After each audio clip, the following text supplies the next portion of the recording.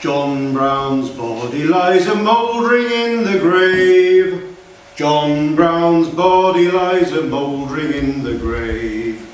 John Brown's body lies a-mouldering in the grave, but his truth is marching on. Glory, glory, hallelujah. Glory, glory, hallelujah. Glory, glory, hallelujah. His truth is marching on.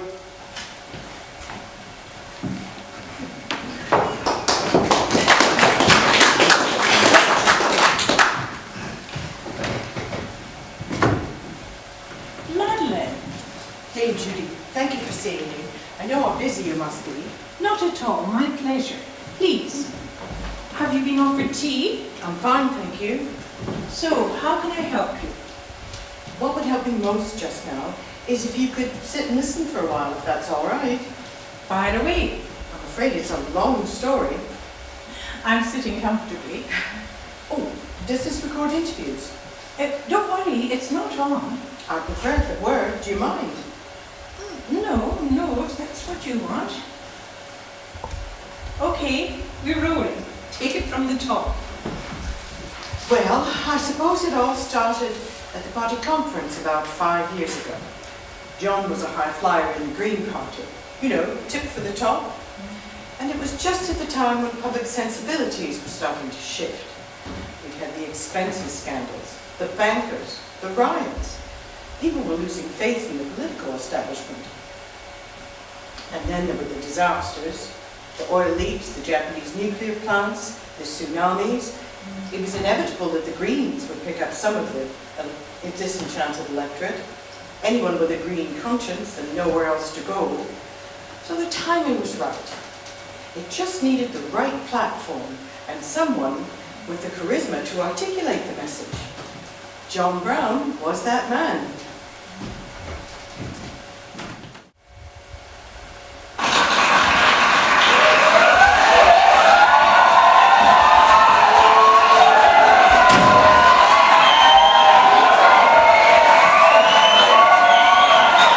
Be in no doubt, the procrastinating politicians and the bumbling bureaucrats of Kyoto have failed us.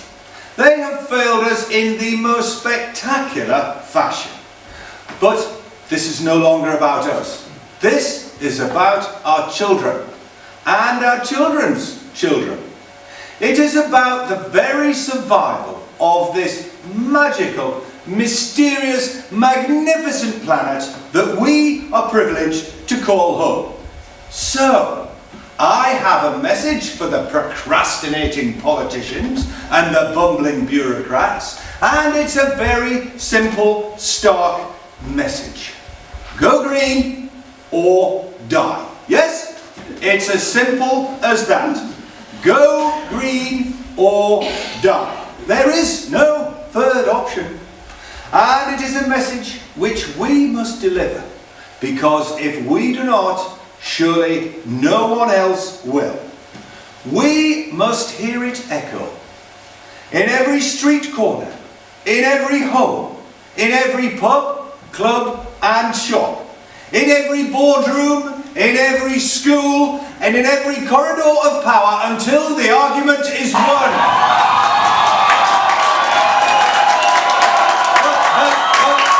Friends and colleagues, we have a dilemma, because this party must never be labelled the party of despair. It must be the party of hope. And so, I have a second message. A message just as important as the first. And we must deliver it with equal vigour and with equal fortitude. My second message is simply this: green is the new gold. Why? Because green is the currency with which we shall secure not just our survival, but our future economic prosperity, with new opportunities for enterprise, exciting new technologies, new jobs and new hope. Ladies and gentlemen, the future is bright. The future is green. Thank you.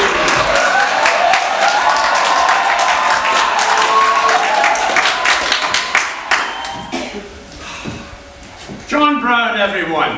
Brilliant! Thank you, John. Well, you'll be glad to hear I'm not even going to try and follow that. So that's it for today. Coffee's been served just outside in the foyer. Thank you all for your time and have a safe journey home. Well, was it okay? No, it wasn't okay. It was bloody brilliant. Oh, wow. You put the green agenda right back on every boardroom table in Britain. There's no way those buggers can bury their heads in the sand now. Well, I'm glad to have done my bit. Oh, more than a bit, John. With a performance like that, well, I'm not going to count anyone's chickens, but between you, me and the gatepost, I think you've just nailed the leadership. Ah, And did you see the TV cameras? If that makes the national news, and it will, you'll walk it. I want to talk to you about that, Brian. I'm not going for leader. What? I've changed my mind. I'm not going to stand. Don't be bloody daft. You're a nailed-on certainty. You're head and shoulders above anyone else. Well, nevertheless, This is what you've always wanted. yeah, no. The timing's not right. It's never been better. Like you said, green is a new gold. Listen to me. Everyone wants a piece of us. The party's flying up the polls. Here, look at this. 17%. 17 bloody percent. Know what that means? It means nobody wins this election without us. And you're the standout candidate. Play this right, and you'll end up with a ministerial post in the next coalition government. Or better, if this momentum keeps up, by this time next year, you could be Prime Minister. Oh, you always were ambitious, Brian. Look, John, it's my job as chairman of our party to find the best leader. And I've found him. Well, the answer's still no. I'm sorry.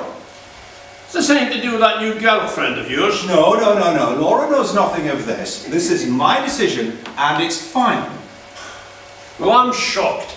I'm disappointed. Well, what about Derek for leader? Derek? Derek's an arse. He's a dillerer. Did you see Derek in front of Paxman? Well, no. No. Well, what about Kate? Oh, Kate's a woman, John. If I didn't know you better, Brian, I might interpret that as another one of your infamous sexist remarks. Don't give me all your PC crap. We both know that men only take the green argument when it's out in the mouths of other men. When it's about tough choices. Life, death, petrol engines, nuclear. When a woman starts banging on about it, it just doesn't happen. Not for men. It just sounds like they're being nagged about putting out the recycling. It reminds them too much of home. Oh, ever the pragmatic politician, eh, Brian? And I don't take no for an answer. So come on, let's move on to the second phase of the persuasion process. And what's that? Put down your water. I'm going to buy you a proper drink. Ah, no thanks. What? First he turns down the leadership. Now he's refusing a drink. You're not John Brown. You're some sort of bloody alien imposter. No. It's just I've got another appointment, that's all. Not another consultancy. You must be raking it in. Hope you're not consorting with the enemy. No, it's a hospital appointment, actually. Oh, nothing serious, I hope. Well, John? quite probably yes. John, what the hell? Oh, look, let's leave it, eh, Brian? Is this anything to do with why you don't want to stand? No, look, Brian, you're a good mate, but I'm not in the mood to talk about it right now, if that's okay. Of course. I'll find out soon enough. Shit, John, why didn't you say something? You could have cancelled today. No, I wanted to do it. I needed something to keep me occupied. Honestly, it's fine, Brian. Look, I better go now, anyway.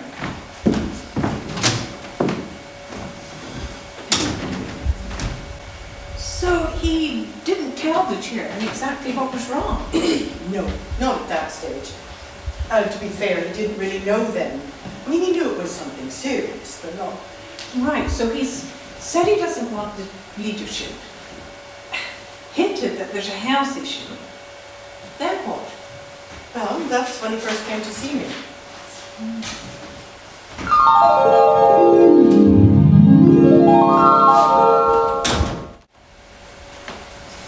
Mr. Brown, I'm Madeline Gascoigne. You're not the man I saw before. I'm glad you spotted that. I'm a woman. Oh, yeah, sorry. No, I'm sorry. It's not a good time for idle quips. So, has the nurse taken a blood sample? Well, yes, but I thought you'd done all your tests. We have, but we like to keep track of any changes. Anyway, just been watching you on the telly. Oh, really? Channel 4 News. Very good. Thanks. Certainly get my vote. Well, right now, I'm more interested in your test results. Fair enough. Look, there's no point beating around the bush.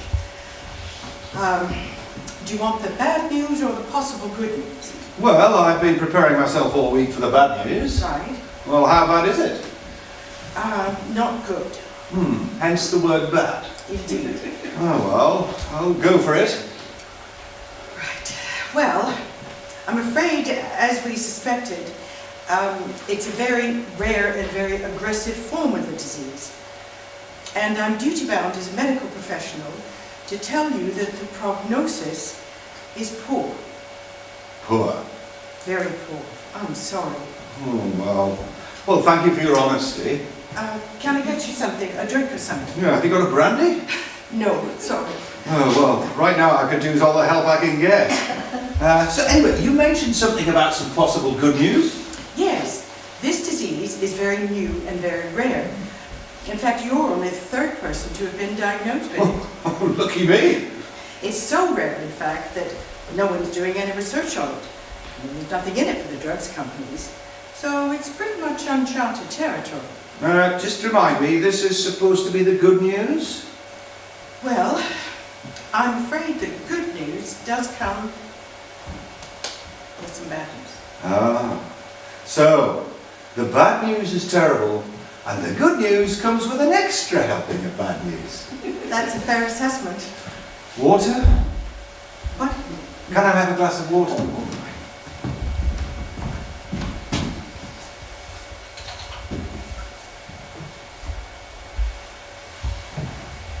There you go. Oh, thanks. I said that no one's doing any research on this at the moment. That's not quite true. There is one person. Me. You? Not much to look at, I know, but I am considered to be the leading authority on this disease. Well, the only one at the moment. That's why I'm here. Go on. I've been doing some interesting tests lately using this stuff. What is it? Panellus stipticus, commonly known as the bitter oyster. Not sure why, it's no oyster at all. It's a naturally occurring fungus. Here, take a look. It's glowing. Yes, it's bioluminescent. And it has some other interesting properties as well. It can be used to detoxify environmental pollutants. And it can act as an astringent to help stop bleeding. But the property I'm most interested in is its appetite. Appetite? Yes. This fungus, is voracious. It particularly seems to like the rogue cells that are causing your illness. Swallow this, and the fungal spores find their way into the bloodstream, sniff out the rogue cells, hunt them down, and, well, eat them. Wow. Now, let me emphasize, this is not a cure or anything like one, but my test results do suggest that it should keep the disease at bay. Well, it's starting to sound like good news. Well, don't get too carried away. I'm afraid my test results do have a couple of issues. I'm listening. Okay. Issue number one, I've only ever conducted tests on mice Mice. and rats. Well, in case you hadn't noticed, I am not a rodent. Yes. And that's why we have to be so careful. It's notoriously difficult to scale these things up successfully. But I've just received permission from the medical council to do a preliminary trial on a willing human. Ah, and you want me to be the willing human? Yes. Well, I suppose it's a no-brainer. Not quite. Why? Well,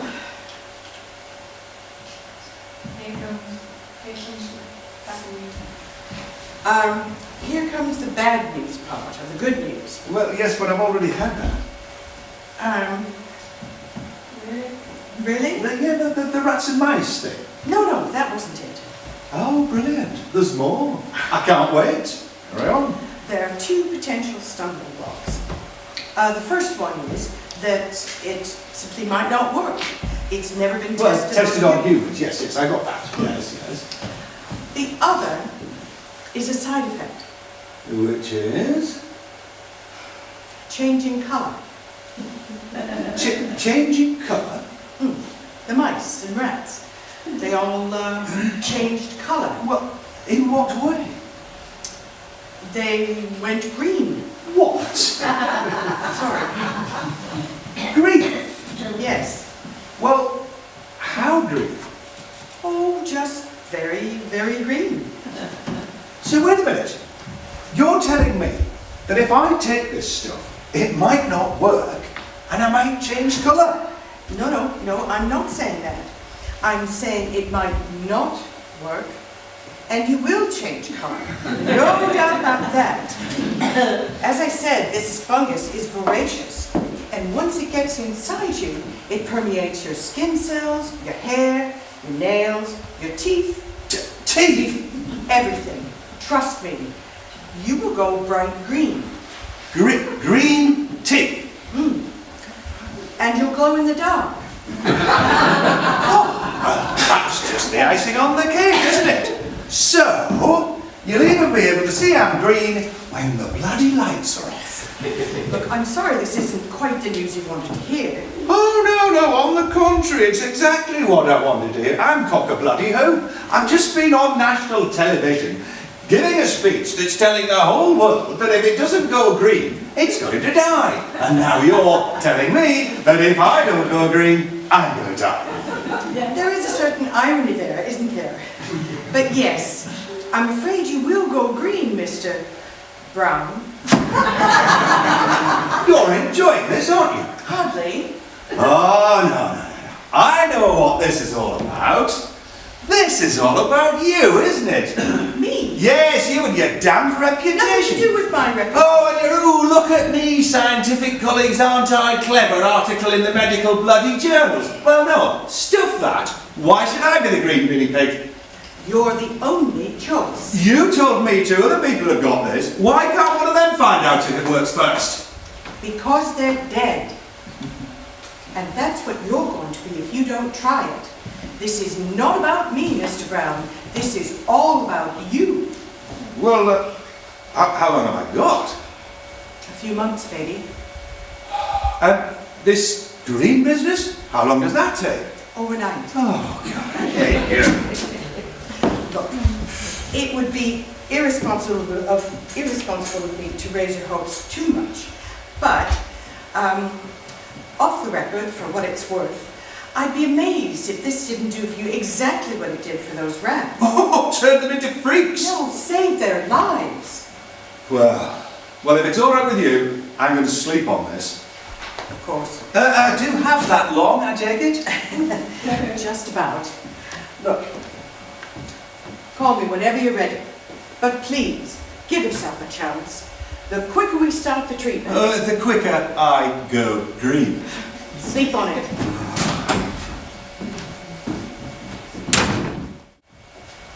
And did he? Did you what? Sleep on it? Oh, I doubt he slept much that night, would you? No. No, he went home to talk it through with his girlfriend. Right, so this is the warm-up, and it kind of does what it says on the tin. It warms you up, and you have to do it, okay? It's the law. Right, let's go. Okay, we're going to march on 4 and 3 and 2. Let's go. Good. And march it through. Something nice and tight. Shoulders down. Good. Okay. 7, 8, and again. 2. Hi. Good day. Oh, I've had better. Did you see my speech? What? I said, did you see my speech? No, was it on TV? Well, I told you it might be. No, I'm sorry, I've been catching up my fitness DVDs. I'm a week behind. 3 and start. You've got a week behind. I'm a week behind on the course. Oh. What? I said, oh, look, can we turn this thing off? Nearly done. See all the cross of the body. Say it across the front. Good. Oh, I'm knackered. So, how was it? What? The speech? Ah, well, now I'm told it was very, Oh, what is that?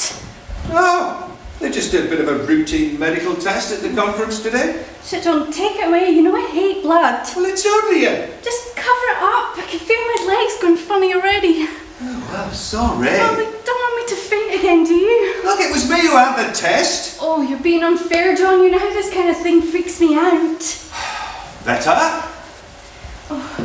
You know, sometimes you can be really insensitive. What? Oh, I'm going to go have a shower. I've only got an hour to get ready. Ready for what? Oh, I'm going out with Jane tonight. I did tell you, didn't I? No. I'm sure I did. I'm sure you didn't. Sure you didn't listen. I'm sure you didn't say it. Look, John, I haven't got time to argue with you right now. Oh, that's strange. You normally make time.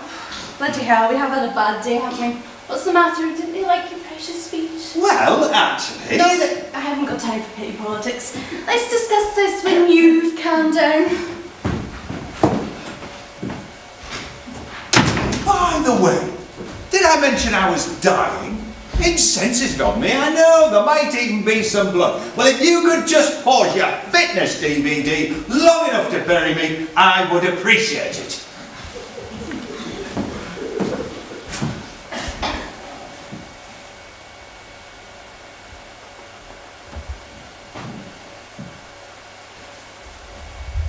I take it John and his girlfriend were not exactly seeing eye to eye.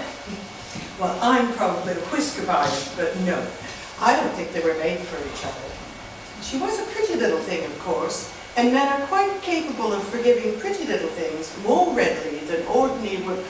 Oh, sorry, I'm about to become a terrible bitch. You don't want to hear all this. No, if we could just stick to the facts. Well, that is a fact, but moving on. Anyway, John rang me that night. Hello? Hello. Ah, Mr. Brown. Can I come and see you? Yes, of course. When? Now. I'm busy just now, sorry. Well, tomorrow morning then? I have appointments all day, but I do obviously want to see you. Well, tomorrow evening then. Look, don't make me wait any longer. Yes, of course. I have to go home for an hour or so, but I could meet you at the hospital tomorrow evening at, say, 7? Yeah, I'll be there.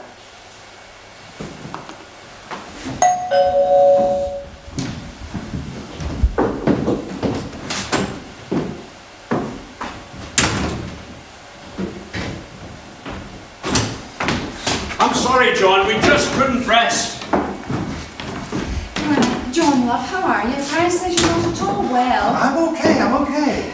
I brought you some broth. Broth? Brian says that new girlfriend of yours doesn't look after you properly. Tea's never on the table when you get in. What?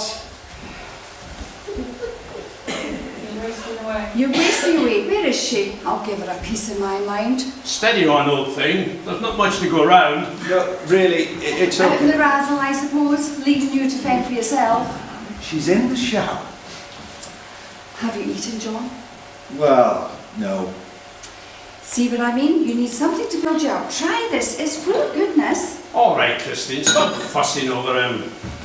Well, it's true. Look at him. He's like a rake. You're not one of those vegetarians, are you? No.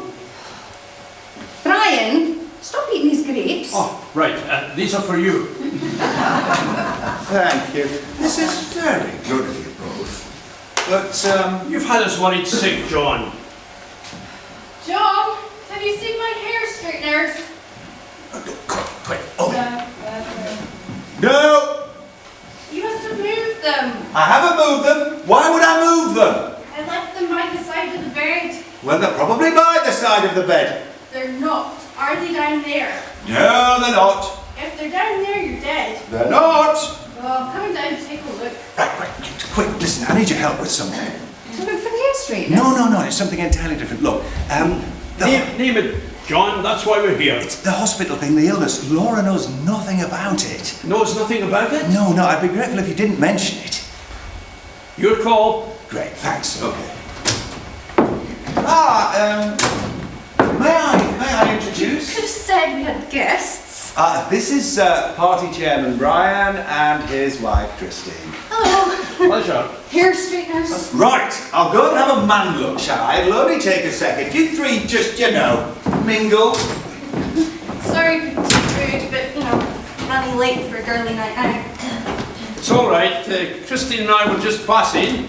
And we thought we'd bring in some broth. As you do.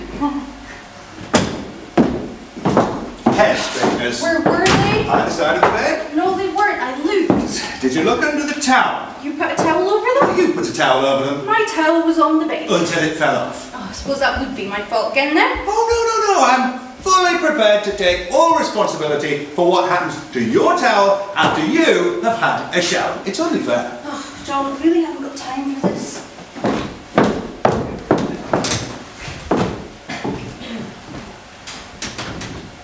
That was Laura. She needs a good slap. I'm saying nothing. You didn't mention, No. thanks. Look, whatever this problem is, John, you don't want to be facing it alone. A trouble shared is a trouble half, John. Yeah, I'm sure, but I'll work it out in my own time if that's all right. Suit yourself. Look, thanks for the broth, Christine, and, well, you might as well finish off these grapes, Brian. Anytime, it all needs warming up. Christine, love, you go and wait in the car. Man talk.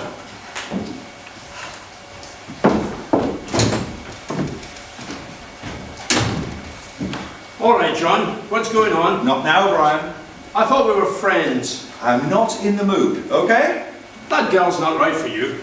Mind your own business. Whatever affects the party is my This business. has nothing to do with the party. And anything that affects the future leader of the party is my business. Brian, I'm not going for party leader. I thought I'd made that perfectly clear. Is that your decision or hers? What? She's too headstrong. Oh, and you're not She's too... female. I'm just offering well-intentioned advice, man to man, John. Goodbye, Brian.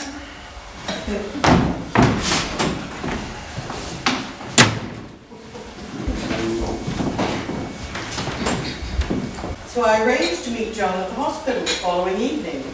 I assumed he wanted to talk about starting the treatment. But, well, I have another question first. So, what do I tell my girlfriend? Look, I know none of this is easy. You'll just have to explain that this is the only treatment we have, and that you need to... She doesn't even know I know. What? I can't tell her. She's too highly strung. She wouldn't cope. I know she wouldn't. I just can't tell her. Do you want me to tell her? No. That's not what I mean at all. Look, you're a woman. Yes, we've established that. Yes. Well, but what's the best way to handle these things? Look, I realise I've got to tell her. But is there some way I can tell her without her really knowing? Do you know what I mean? No. Well, perhaps sort of half-teller. Leave out the bad bits. And which are the good bits? Oh, you're not helping. Look, I'm not a relationship counsellor, but she has to know. Either this treatment works and you go green, or you down. Either way, your girlfriend is going to notice a slight change in you. No, I'm not sure she would. Pardon? Nothing. Look, this might sound like really crazy to you, but I'm not 100% sure I want to go through with this. I can understand that. Can you? Yes, of course. Because you can imagine waking up tomorrow morning and being green. It's tangible and it's not nice. And you think, why would I do that to myself? Well, I know why I should. But you don't. No, really. I mean, only in theory. You just know what I've told you. But, so you can easily imagine what it might be like to go green, and it's not a great prospect. But what you can't possibly imagine, Go on. what you can't imagine is just how ill you're going to feel. Because it's not real, it hasn't happened. But I'm afraid it will. And once it does, then it may be too late. You know, I really like coming to see you. You always manage to cheer me up.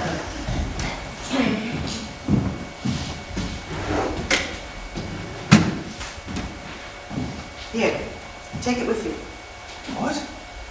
Take it. If you decide to go ahead, just knock it back. Knock it back? There's plenty more where that came from.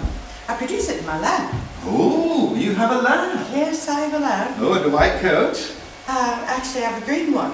Doesn't show the stains. Was that a joke? An attempt. So you make this stuff?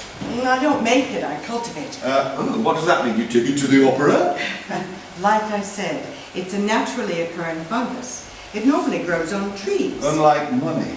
Far more valuable than money. To you, anyway. Yes. So, when you say knock it back, Drink it. It's too gooey for a syringe. I've run it through the blender several times, but it's still a bit, chewy. well, what does it taste like? Ah, Oh, this is going to be more good news, isn't it? let's see.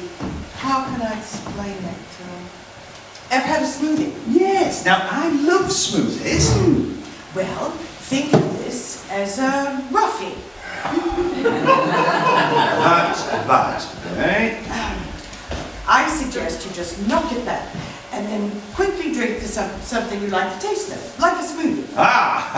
You're saying I should learn to take the roughie with a smoothie? A spoonful of sugar helps the medicine go down. Yeah. Now, come on. How bad is it? Well, let's be honest, it's not going to be the best thing you've ever tasted, is it? Be a bit more specific. I imagine it tastes like, well, what you'd imagine bioluminescent green fungus tastes like. Imagine? Yes. Do you mean you've not tried this? Do I look green? What, not even a tiny little nibble? Do I look green? Oh, is it that vicious? Yes, and that's what makes it so effective. So, any complaints from the rats? Rats eat rubbish, maggots, rotting flesh, even dung, Mr. Brown. Well, But they wouldn't even touch this stuff. I had to force feed it to them. well, once again, it's been a total pleasure, Doc. And I suppose I should let you know, I'm not a doctor. What? I'm not a doctor. Well, you have a lab? You said you were a medical professional. I am. The leading expert on this disease. I am. So what are you, a scientist? Not exactly. Well, you have a lab. That doesn't make me a scientist. Well, what does it make you? Oh, a lady with a lab? You're not a politician, are you? No. Why? Because I'm finding it extremely hard to get a straight answer out of you. Now, One last chance, Madeline Gascoigne. What are you? A vet. Oh, magnificent! You've really saved the best till last this time, haven't you? I get the world's rarest and most lethal disease, and what happens? I get taken to the vets. This disease started in animals, Mr. Brown. Well, so what are you going to do? Pop me in a cage overnight, see what happens? I'll tell you what, hang on, I better just check my pet plan insurance is all right, hadn't I? Look, I know you're upset, but I really... Upset? Upset? I am facing a choice between premature death and an overnight transformation into Kermit the Sodding Frog, and the best the NHS can come up with is Dr. Doolittle's wife. That's enough! This may not be ideal for you, Mr. Frog, but I've worked bloody hard trying to beat this wretched disease when everyone else just didn't want to know. Night after night, when all the other doctors were tucked up in bed, I was in my lab, testing and retesting, till my eyes were stinging and my head was swimming. Going to bed with hope, waking up with despair, and starting all over again. New theories, new tests, new hope, new despair. On and on and on for 5 long, hard, thankless years. And frankly, it kicked the stuffing out of me. This disease was making me ill, and I didn't even have it. There's no way this bastard was going to beat me. And it's taken discipline and patience and dedication and more guts than I knew I had. And yes, a huge dollop of luck. But you know what? I know I'm finally onto something really worthwhile. And I may be just a vet. And I may be just a woman. But right now, I'm all you've got. So why don't you just show a little bit more respect? Whoa! I'm so sorry. No, I'm sorry. I'm sorry. Oh, that was ridiculously unprofessional of me, even for a vet. Please, forgive me. No, there's no need. Every need. No. Yes. No, really? Yes, really. Oh, look. Let's just agree to disagree, shall we? Agreed. Well, that was quite a speech. I'm passionate about what I do. Clearly. So what got you into all of this? My husband, Oh, is he a doctor? a patient. What?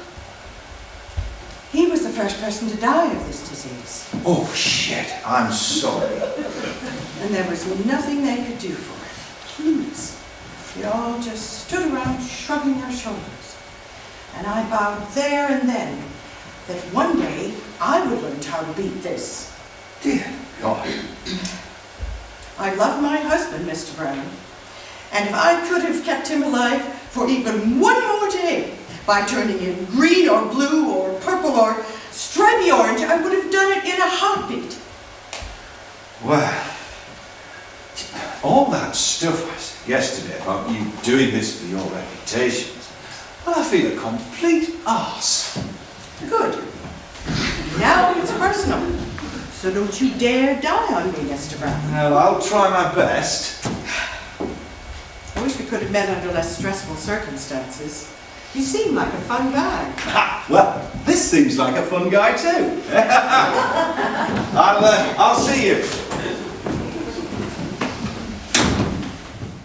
So, John went home for another heart-to-heart with his girlfriend.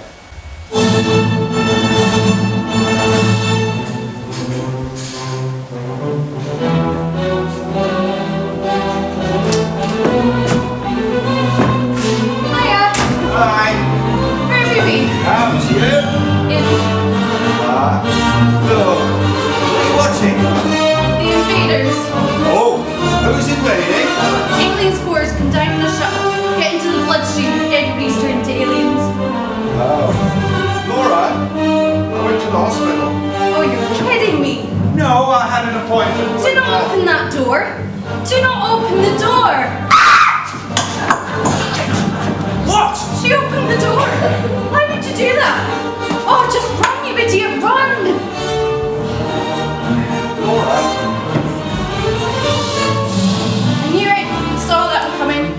knows it now. Who? They call Kidman's husband. He's infected. It's only a matter of time. I know the feeling. What? Nothing. It's going to turn into an alien tonight. Happens when they're asleep. What does? Well, the transformation. They go to bed human and then they wake up as an alien. Laura. Oh my god. Don't go to the lift. Oh, quick, press the down button. Oh. Oh, shoot him. He's not your husband anymore. Shoot him. Yes. Well, I'm off to bed. What? Well, what about this film? That's pretty much it. The guy in the helicopter finds an antidote, fires dies, and they all start getting better. Well, how do you know that? I've seen it before. Anyway, I'm shattered. Early start tomorrow. Are you coming? No, I'll just finish my trip. Okay, night then. Alright.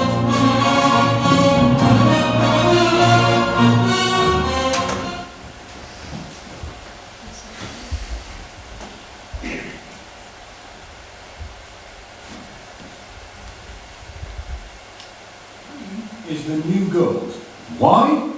Because green is the currency with which we shall secure not just our survival, but our future economic prosperity. With new opportunities for enterprise, exciting new technologies, new jobs, new hope. Ladies and gentlemen, the future's bright. The future is green. Thank you. And as you can hear from the reaction there, John Brown is fast becoming very much the darling of the party, a party that's currently flying up the ratings. In fact, they gained no less than 2 percentage points every month during the last 4 months. Quite an astonishing performance, and due some feel in no small measure to this man's popularity with voters. So much so that some commentators are even tipping him not just to lead the party, but as a future Prime Minister. A Green Prime Minister? Well, you wouldn't put your house on it, but let's face it, stranger things have happened in politics. This is Nick Robinson, BBC News at the Green Party Conference.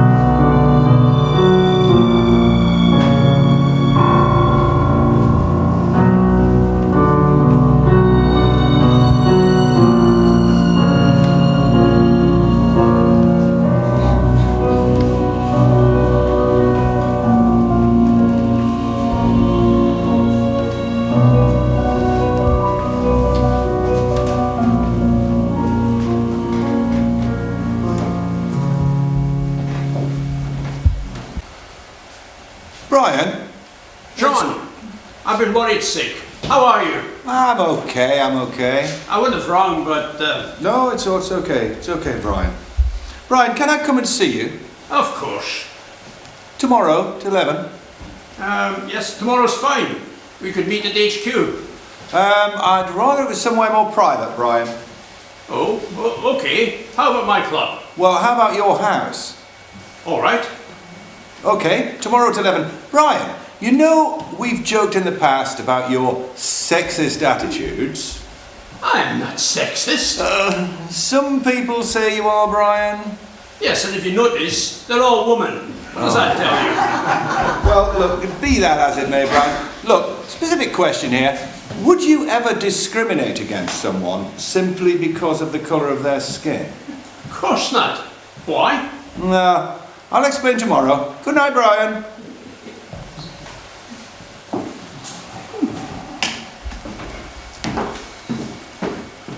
that? It was Brian. Golly, how is he? He seemed okay, I think. A little bit chirpier. Did he mention his He's coming to illness? see me tomorrow. Oh, did he mention his illness? Nope. Oh, I do hope he's okay. Look, Christine, I know I'm a bit of an old-fashioned politician, but I'm not a racist, am I? Racist? John's just asked me. What the hell for? Dunno. You haven't upset anyone, have you? Me? No. Perhaps he's got someone in mind for the party. Ethnic minority candidate, perhaps? Perhaps. That wouldn't be a problem, would it? Of course not. Diversity is the big buzzword these days. You're many things, my dear, but you're no racist. What about sexist? Better get on with the washing up then.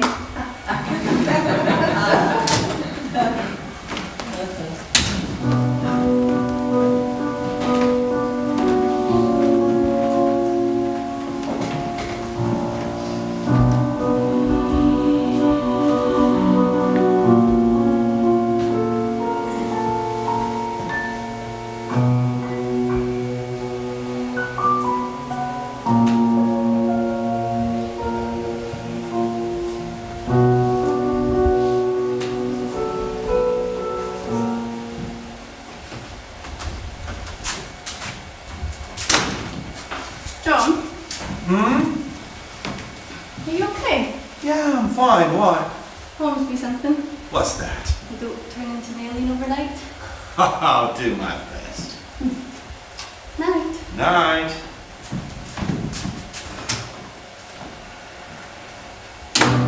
No promises, though.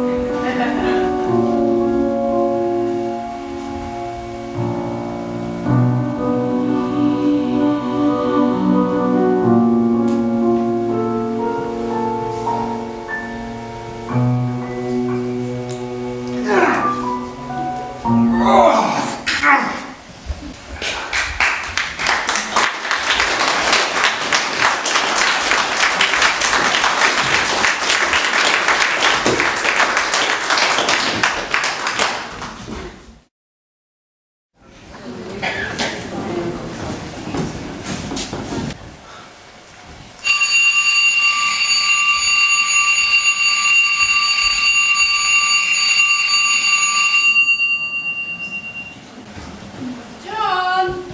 John, do you have to be up this morning or not? It's 7 o'clock. John! John! Do you have to be up at 7 o'clock? John? Laura! Laura, it's all right, Laura!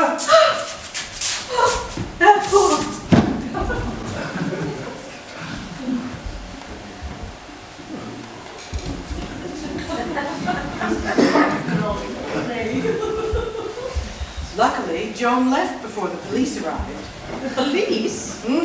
Laura phoned the police. She told them that her boyfriend had turned into an alien in the night.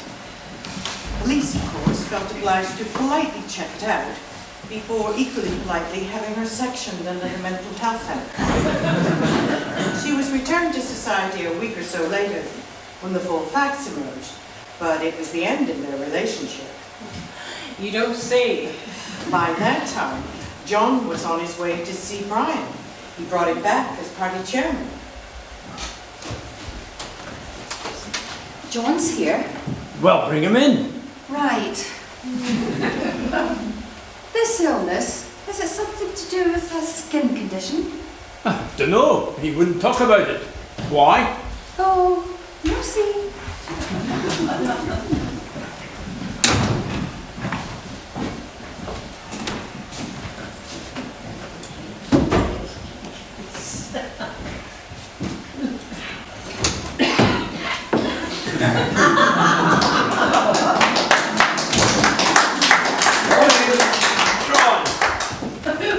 John!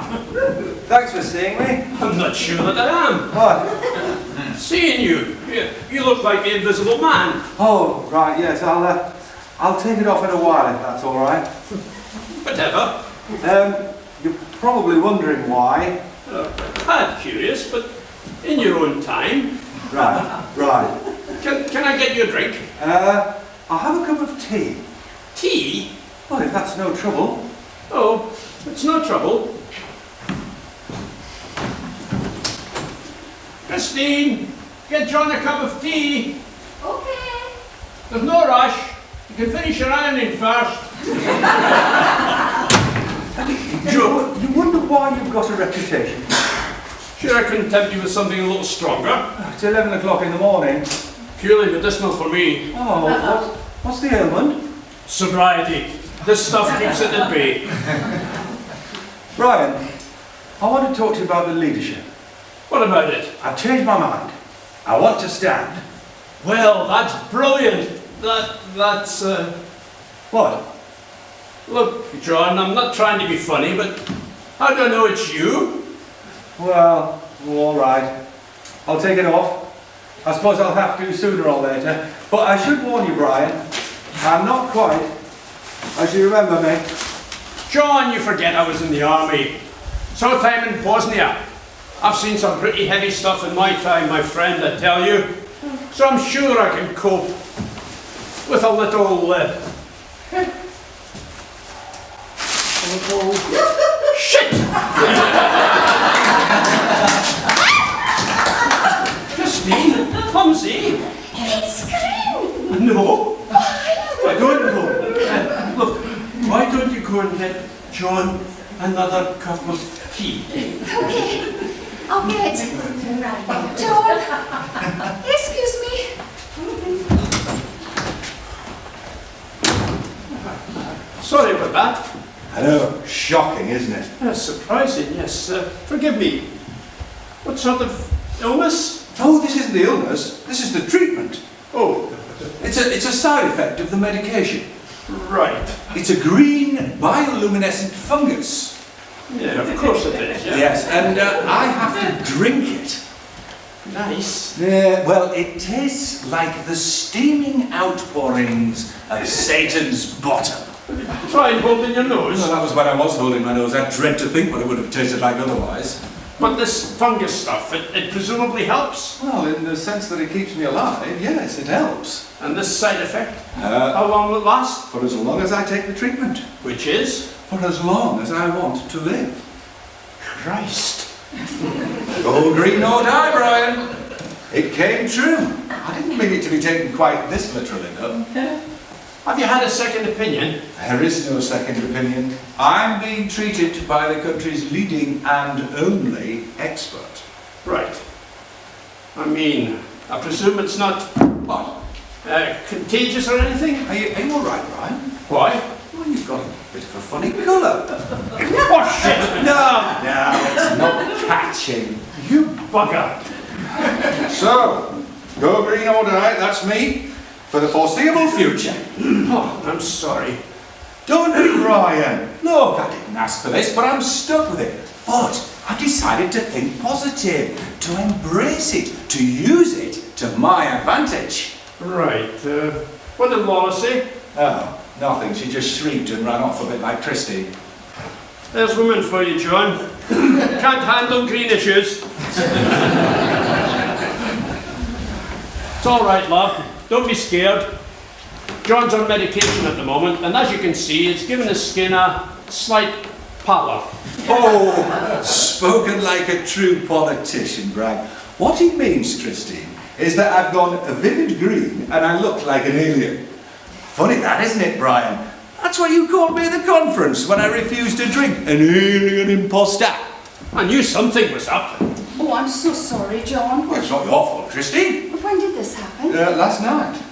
Oh dear. Have you seen a doctor? Of course he's bloody well seen a doctor, you damn bat. You think he went green and then just decided to have a limsit? All right, Brian. Well, You need to snap. actually, I haven't Haven't what? seen a doctor. What? No, I'm being treated by a vet.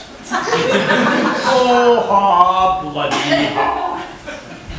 That wasn't a joke, was it? Nope. A bloody vet? I was as shocked as you are, Brian. But she's the best, trust me.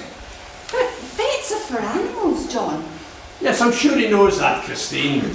This disease started in animals, Christine, and then it mutated to humans. Like swine flu. which started in pigs, And bird flu. which started in birds. So, what's it called? Oh, I can't remember, Christine. You can't remember your own disease? Oh, it was some Latin name, began with C. Caesar! What is Caesar? Well, he was Latin, wasn't he? I'm only trying to help. I could look it up in my medical book. No, you couldn't, you daft prune. It's a brand new disease. I'm one of the first to get it, Christine. Oh, so now what? Well, now, I have to drink this stuff. Oh, what is it? Fungus. Doesn't look very nice. Well, it's not, but it's keeping me alive. Does it count as one of your 5 a day? Probably not. My mother always told me to eat my greens. Mind you, she swears by cod liver oil, and that's not... Christine, love, would you mind? John and I need to talk politics. And you know how boring women find it. I'll go and find some embroidery work, shall I? If that woman had a brain, she'd be dangerous.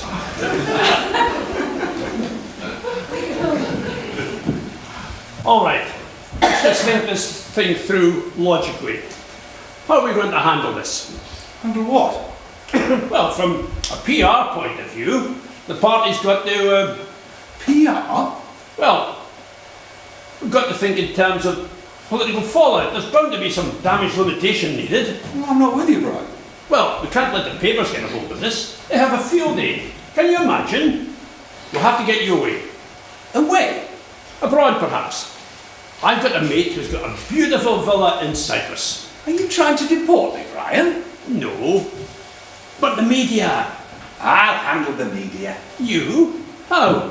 One clean, upfront strike. I'll have a national TV press conference, explain my medical condition, use it to launch some powerful party messages, and announce my candidacy for the leadership. Leadership? Yes! John, no! No what? Just no. What's the matter? You can't take on the leadership. Not now, surely. Why not? Well, you're not well. I'm fine. But... What's the matter? What's the matter, Brian? You had a change of heart. 2 days ago, you said I was head and shoulders the best man for the job. Yes, but... But what? That's before your head and shoulders went green. You know, I specifically asked you if you would discriminate against someone because of the colour of their skin, and you said no. That's unfair. I thought you meant like black. Oh, you'd rather I was black? Than green? Yes. Why? Well, if you were black, I'd have no trouble selling you to the party. Selling me? What am I? A slave? You know what I mean. Yes, I'm beginning to think I do know what you mean, Brian. I'm beginning to think that you think our friendship is only skin deep. John, stop being a prat. You know you can't take on the leadership of the Green Party looking like, well, like that. Why not? Because it's the Green Party. Get real. Any other party than this, no problem. Labour, Tories, Lib Dem, you'd just be a gigantic tick in their diversity box. I could probably even smuggle you into UKIP. But this is the Greens, John. People will just think you're taking the piss. But I'm not! Politics has nothing to do with facts, John.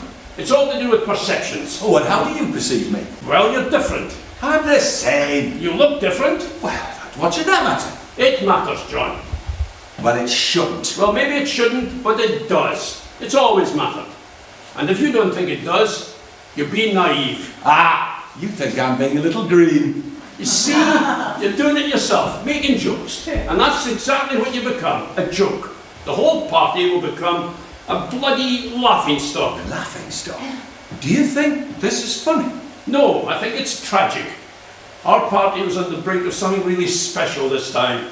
You were the brightest candidate we'd ever had, and now... I'm even brighter. See? You can't resist it, can you? How do you expect the press to? I can still win this, Brian.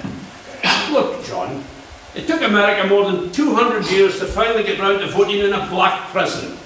How long do you think before the UK is ready for a lime green Prime Minister? Look, Brian, through no fault of my own, I've become the living embodiment of our message. It's bizarre, I know it, and I don't like it any more than you do. In fact, I like it a damn sight less. But let's use it to our advantage, Brian. Go green or die. It's perfect. It's not perfect, it's ludicrous. They'll just say it's a gigantic publicity stunt. Well, I'll explain it's not. You can explain till you're blue in the... Look. It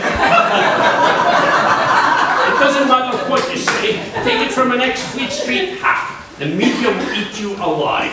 You'll be in every front page in the world. Exactly, Brian. Don't you see, this is just what the party needed. A genuine figurehead with our message spelt out in glorious Technicolor. Something tangible everybody will remember. Oh, they'll remember you, okay?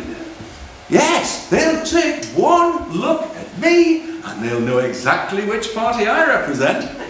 The Monster Raven Loonies. The Greens, Brian. My party, your party. So, will you support me?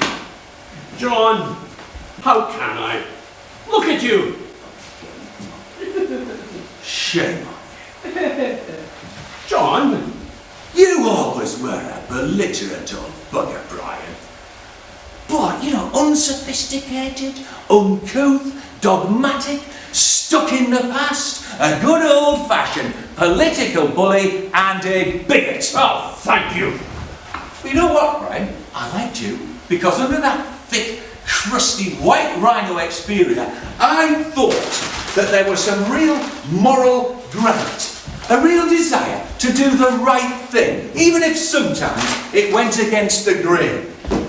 I thought you had some balls. My balls are where they've always been. On the line. And anything I do for the good of the party. Well, you stick this in your manifesto, Brian. I'm going for leader with or without your support.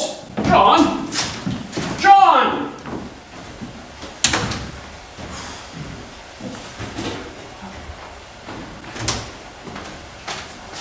You two have a row then? Did you hear? I imagine half the street heard. So now what? Fancy a couple of weeks in Cyprus.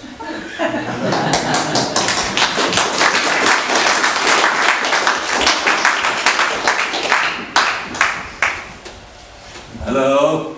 Hi. Have a seat. Oh, thanks.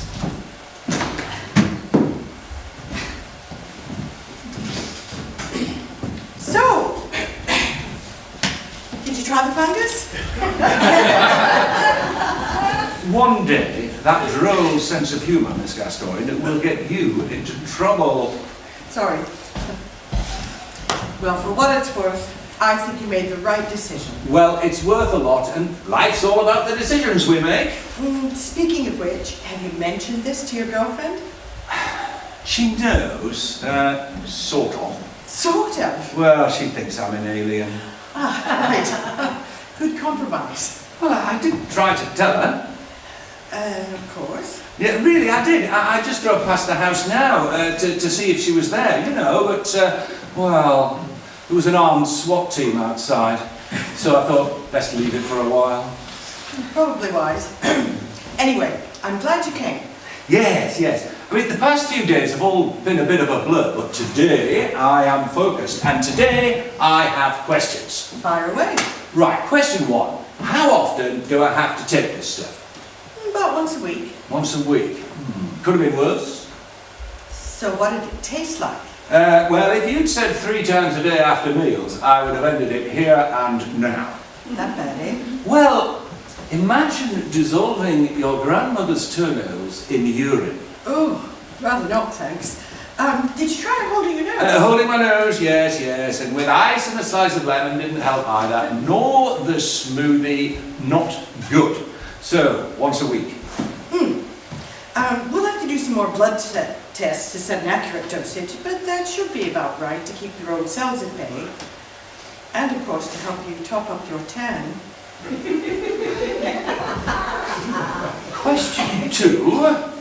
If I stop taking this stuff, how long before my colour returns to normal? That's irrelevant. Why?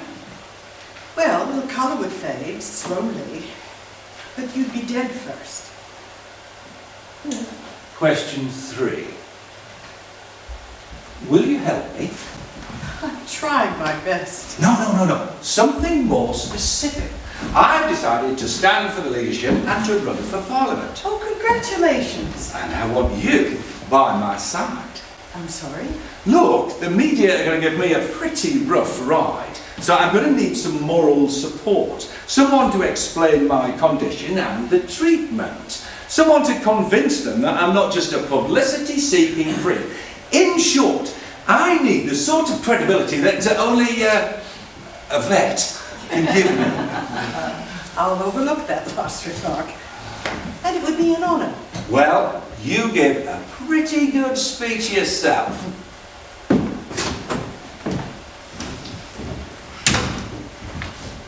Prophetic words. And the rest, as they say, is history. Yes.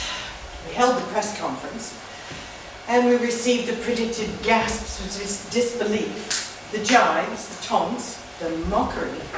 I saw John shrivel up inside. Just was horrible. And then something inside me just snapped when he stood up to walk out. And I gave up I unleashed my now infamous rant. That was no rant.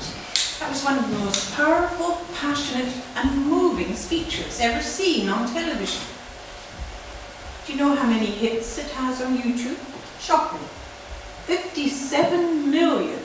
It's one of the most watched political clips of all time. Well, you know how the British love an underdog. But,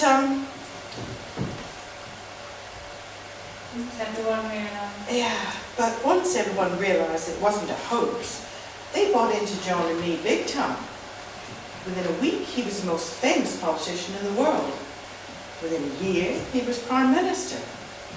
And within 18 months, we were married.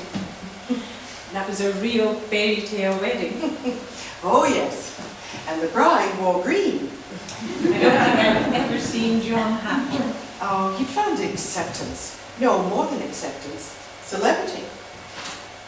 But, and I think real respect for his ideas and real influence. He was the PM, for God's sake.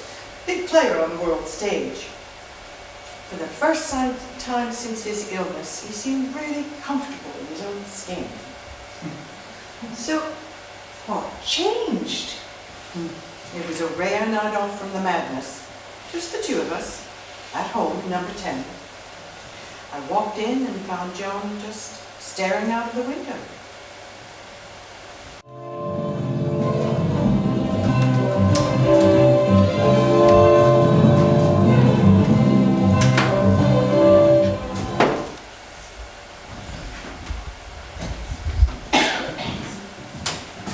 John? John, what's wrong? What colour will our children be? I wondered how long it would be before you asked me that. Well, I'm slow, but I get there in the end. Short answer is, I'm not 100% certain. Oh, and the slightly longer answer? I'm 99% certain. That answer's even shorter. Look, John, we have to be realistic. Even your sperm glows in the dark. Ah, so they'd be green. Light green. Oh, of course. I've been doing some more tests. What, you've been having sex with another green man? Mice. Oh, you've been having sex with mice? I've bred some white females with infected green males. And? What you'd expect. Lots of light green babies. No sign of the disease itself being transmitted, though, which is encouraging. Indeed. I did notice a few other things, though. What are the things? The white mice quickly rejected the green ones, attacking them. We had to segregate them. Well, that's just natural animal behaviour, isn't it? Yes, it is. But we're all animals, John. Ah. And you were going to get round to telling me this when, exactly? When, if you ever asked me if I wanted children. Do you want children? Yes, very much. Green children? Children that will be bullied by other children? I don't know. Look, Jonah. Do you want a divorce? What? No, I want your children. My children will be green. Our children will be green. Light green. Oh, yeah. Oh, cute baby. I see she's got mummy's nose and that green tinge. I suppose she gets that from her dad. Stop it. Stop doing that to yourself. No children for us, Madeline. It's just not fair. What if there was another way? Well, a surrogate father? No, your children, I said. Go on. Well, this is a long shot, but is there any chance that before you started taking the treatment, you managed to Managed to what? store away any of your sperm? Store away any of my sperm? You know what I mean. People do that now, like frozen. Well, I don't know. I'll just pop and have a look in the fridge. All right. I said it was a long shot. Well, here's an even longer shot. I was talking to a lobby group today, GM Crops. So? Well, is it worth talking to a genetic scientist about this stuff? In what way? Well, they're doing it with plants and crops now, modifying them. They do it all the time with roses. Roses? Change their colour. So, what if we spoke to them and said, could they genetically modify the fungus so it keeps all its natural properties, but make it a different colour? That, John Brown, is a brilliant idea. Well- and one I'd never thought of. Well, can it be done? I'm a vet. I have no idea. Well- but I'll look into it. Here's your man. Professor Dayton. I'll talk to him. Right. Where are you going? Oh, it's been a long day. I'm going to go and get a bottle of wine. Oh, count me in. Is there anything else you'd like from the fridge? Yogurt? Sperm sample? Oh, get out of here. Wicked sense of humour, that man. So, genetic engineering. Yes. Clever idea. Neither of us knew if it would work, of course. So I met with this man called Professor Dayton of Oxford University. He claimed to be the leading authority on GM technology. And was he? Well, he was a cocky sort, so I'll give him that. I expected him to say something like, can't be done with this strain of fungus, or perhaps I could darken the shade a little, or something like that. And? He gave me this. What is it? A Dulux colour swatch. What colour do you want, he said. That confident, eh? Oh, yes. Just give me a few weeks, he said. John was over the moon. Never seen him so bubbly. He even patched up his differences with Brian. Brought it back as part of chairing.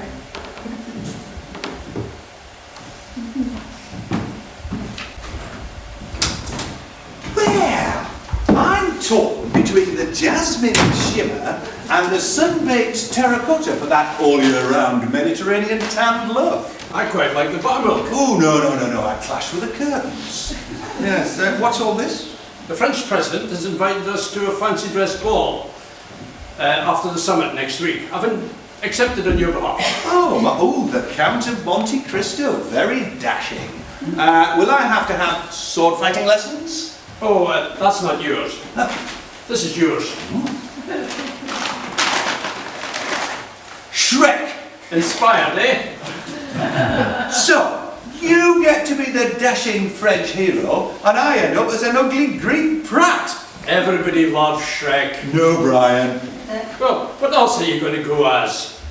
Nothing, because I'm not good. But I've accepted. Well, unaccept. You can't do that. It'd be embarrassing. Oh, well, we couldn't have anybody being embarrassed, could we?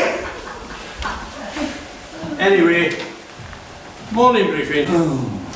Anything interesting? Yes. I'm afraid you're going to have to address the House this morning on food safety. What about it? The FSA did some random tests on supermarket frozen products. One was found to contain horse meat. Well, there's nothing new about that. It was a fish finger. Part of a hoof, apparently. Anyway, the opposition says it's all your fault. Because? Well, because everything is. Anything else? Yes, the European Court has ruled against us again. Oh, not again. Yes, that radical cleric, the one who tried to blow up Parliament. Yeah, what about him? Well, we've apparently breached his human rights by refusing to pay for his Netflix subscription. Oh, we're British. Surely we wouldn't be so cruel. The Home Secretary says he could have DVDs, but not Blu-rays. And that's a breach of European law? Yes, discrimination apparently. Well, Formatism. Well, does he have a Blu-ray player? No, we have to buy him one. Move on. Not much else to report. 2 hospitals to open, Oh, excellent. 4 hospitals to close. So that's minus 2 hospitals to open? That's not how the spin doctors put it. I'm sure it's not. Fishermen lobbying about quotas. So boring. The European Court of Human Rights has... Shut up, Brian. Oh, and a popular Scottish rock band wants you to appear in the next video.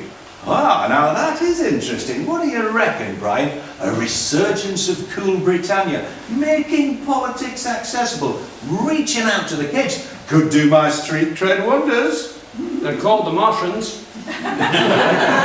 That will be a polite no, then. Makes you wonder, doesn't it? What? What will happen when you become a normal colour again? You think people will just lose interest in you? Well, that's rich coming from you. You're the one who kicked and squealed when I said I wanted to be leader. All right, all right. We've had this conversation 1,000 times. I was wrong. I apologised. Well, only when I won. And I was only trying to do what was best for the party. Oh, yeah. Best for the party. Well, I reckon an outline landslide victory in the general election and global acceptance of our policies was a reasonable result for the party. The party owes you a massive debt. Everyone acknowledges that. Even you. Especially me. Can't help but wonder, Phil. What? If no one will want me anymore, when I'm not a freak. I never said that. Oh, you did, Brian. It was just not in so many words. The tabloids will desert me. I'll lose my place at the table of the rich and famous. My influence will diminish overnight. The party will wither and die on the vine. You'll be overlooked for a knighthood. The world will quietly shelve its newly found green policies, and the planet will just shrivel up and die. No pressure then. So you won't reconsider? What? Staying green. For the good of the party? Naturally. No, Brian, look, this has been an interesting, albeit a bit scary ride, and I won't admit there haven't been parts of it I've loved. But I've got a chance to be normal again, for my children to be normal, and I'm going to take it for the good of the party leader. Ah well, you'll be missed. You lit up the corridors of power, especially at night. Hi, Logan. Or are you two still smoking cigars and talking politics? Ah, you've met Brian. This is my wife, Brian. She's a woman, but don't hold it against her. Brian is just leaving, and he's taking the Shrekkiers with him. I know when I'm not wanted. Well, you should do know by now, Brian, because it is most of the time. Seriously, John, think it over. Think what over? Oh, Brian, would consider staying green for the good of the party. Is that the same Brian who didn't want you to go green for the good of the party? Yes, I think it's what we politicians call a U-turn.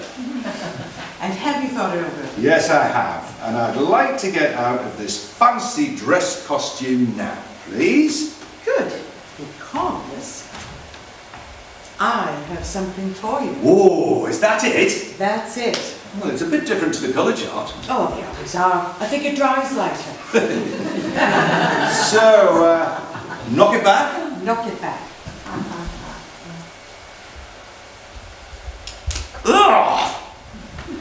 Well, It tastes like cat strawberries. is that good? Well, it's quite an improvement, actually. So how long before it starts to take effect? Well, if it's as potent as the green stuff, you should start going beige within a few days. And my personality? What about your personality? Will that start going beige as well? Are you suggesting that people only love you because you're green? Well, it had crossed my mind. Not this person. Brian says... Never mind what Brian says. No. Am I doing the right thing? Is that a statement or a question? Well, it's a statement, with a question mark at the end. You wanted our children not to be green, John. Any caring parent would understand that. What is it? Oh, it's a stomach cramp. I think that's... Oh! John! I need to be sick! Oh! Get me an ambulance, please, now!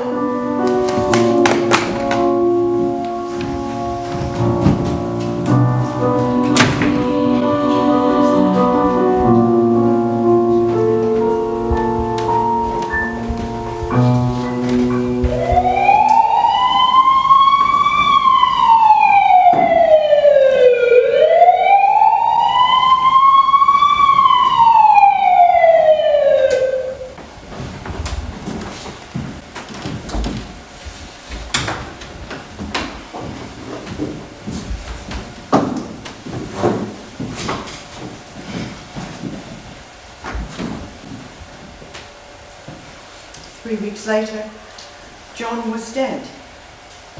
I heard all the press speculation, of course, but what really happened? I don't know. No one does. The hospital pumped his stomach and we went straight back to the green fungus. We did all the usual blood monitoring. Everything seemed to be back to normal. Then, about a week later, it just stopped working. Most likely explanation is that the disease had mutated in some way we don't yet understand. And then it ran riot, quickly, mercilessly. Within a matter of days, my husband had been reduced to a virtual skeleton.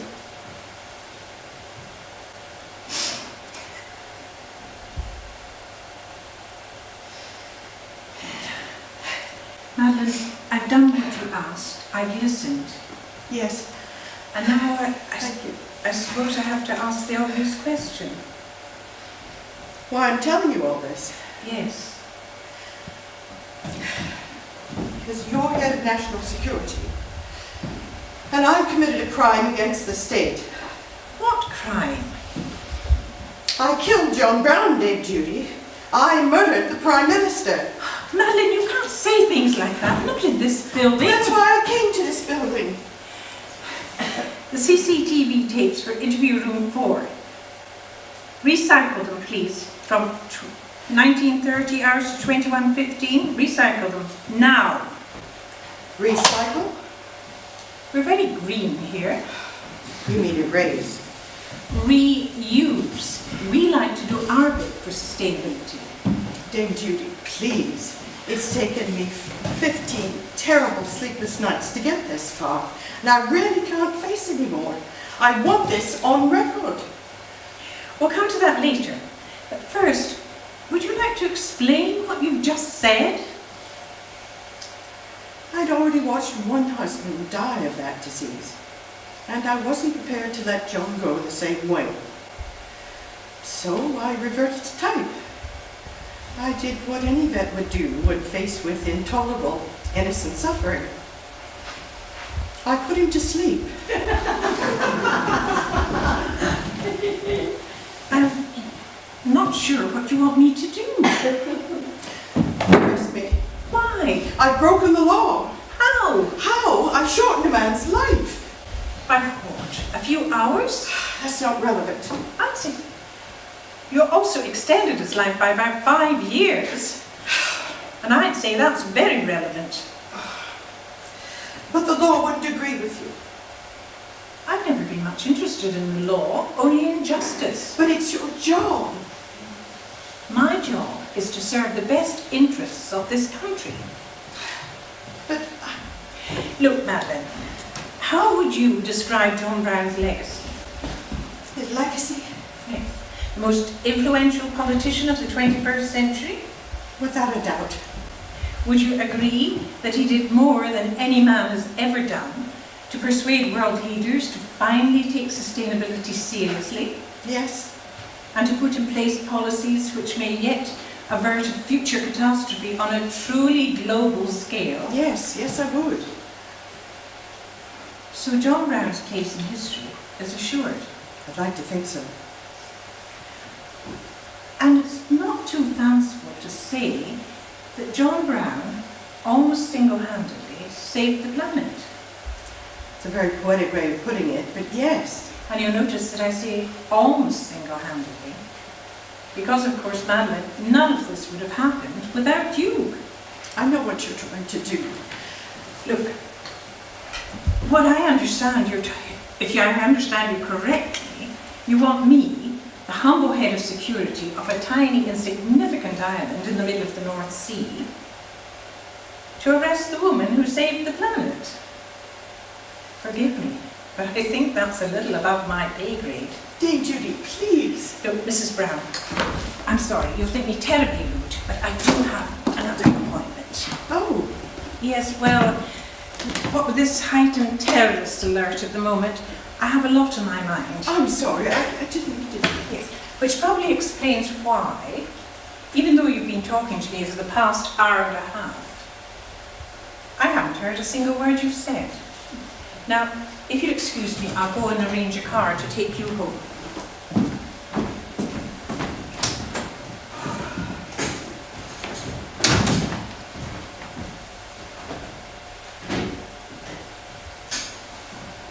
"57 million people can't be wrong, Madeline." What do you mean? The YouTube clip. The people need a champion, now more than ever. I'm not with you. I think you are. There's a leadership election in 3 weeks. You've got a lot of work to do. Me? They all loved John. Only you could replace him. But I'm no politician. No, you're not. You're honest. What's more, you're bright, you're passionate, and you're articulate.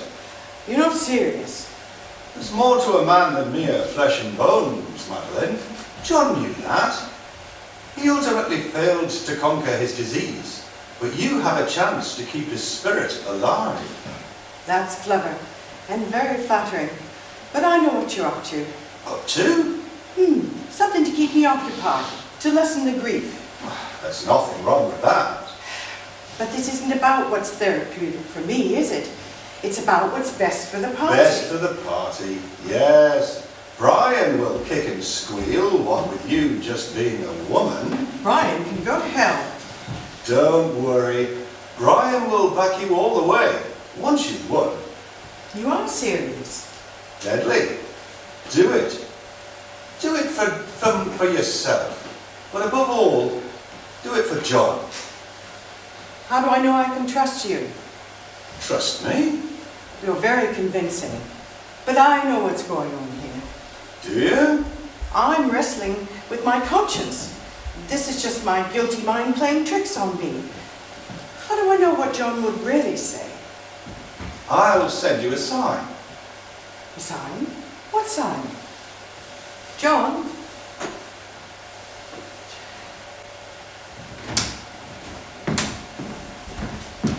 Madeline, Oh, sorry, I was just thinking aloud. it's all right. Your car's ready. Thank you for everything. My pleasure. I know John trusted you, and I'm glad I did too. Well, thank you for sharing your little secret with me, Madeline. But this is where it ends. Your husband was a wonderful man, Madeline. Wonderful. A little green, perhaps. Wonderful. I got got to know him very well when he was Prime Minister, very well indeed. Enough to know just how proud he was of what he'd achieved. But I also knew that there was one person who meant more to him than the whole world. I don't know what I'll do without him. Oh, I should have thought it was obvious. Really? What? 57 million people can't be wrong, Madeleine. 57 million people can't be wrong, Madeleine. What did you say? The YouTube clips. You see, in the opinion of this humble voter, the people need a champion, now more than ever. Shall we go? Dame Judy?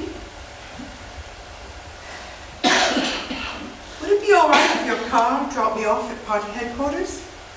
Of course.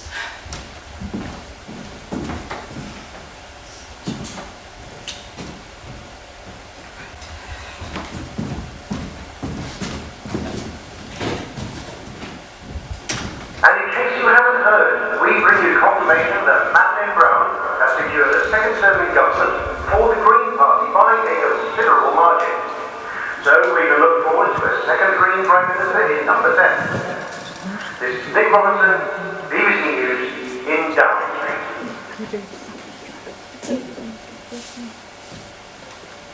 John Brown's body lies a mouldering in the grave, but his truth is marching on.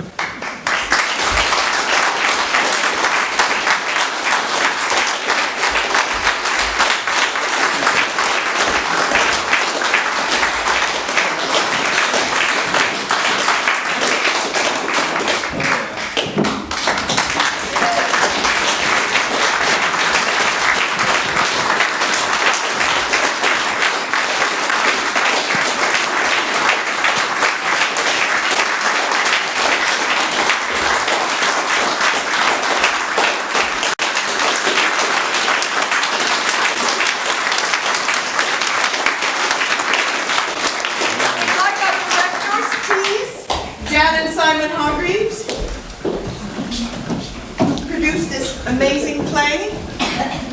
Do I need a mic? Yes, I'm sure I need a mic.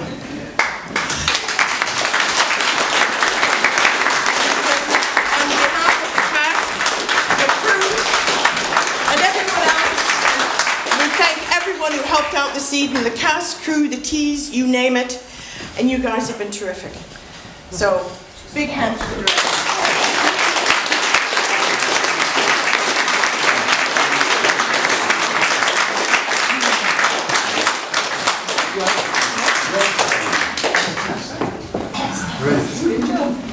That's all, folks.